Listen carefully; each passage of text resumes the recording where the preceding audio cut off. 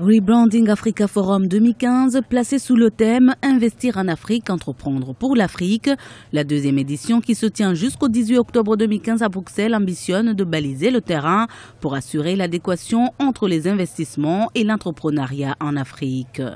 Investir et entreprendre sont en effet deux facettes du paysage économique du continent, d'où l'intérêt crucial pour les décideurs africains de gérer et de valider cette étape transitoire de l'émergence. On ne peut plus, on ne doit plus décider de la marche du continent sans les Africains.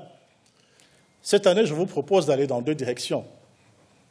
Nous continuerons de nourrir la réflexion sur le développement de l'Afrique, qui pour nous n'a de sens que parce qu'elle doit précéder effectivement l'action d'une part.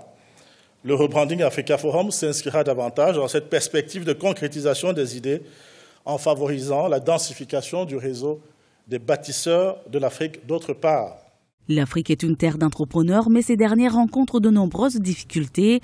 Parmi les chantiers de modernisation du secteur de l'entrepreneuriat, l'accès au financement des PME et PMI, mais aussi la dynamisation des investissements sur le continent. Un indicatif dans ce contexte, c'est que le private equity est devenu un des engins, un des moteurs, de ces développements en matière de financement et d'investissement. Aujourd'hui, les derniers chiffres donnent 12 milliards de private equity, là aussi avec une croissance moyenne de 20% tous les ans. Ce qui est important, c'est que ces investissements et ces financements s'accroissent dans un contexte qui est porteur, mais aussi avec pas mal d'obstacles. Le plus important que des obstacles, c'est celui du financement. Les PME africaines ont la plus grosse difficulté à se financer. Vous avez les multinationales, les grandes entreprises qui ont toujours les banques prêtes à leur donner les financements.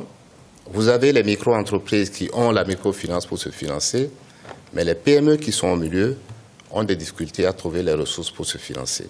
Le décollage économique du continent est bel et bien amorcé.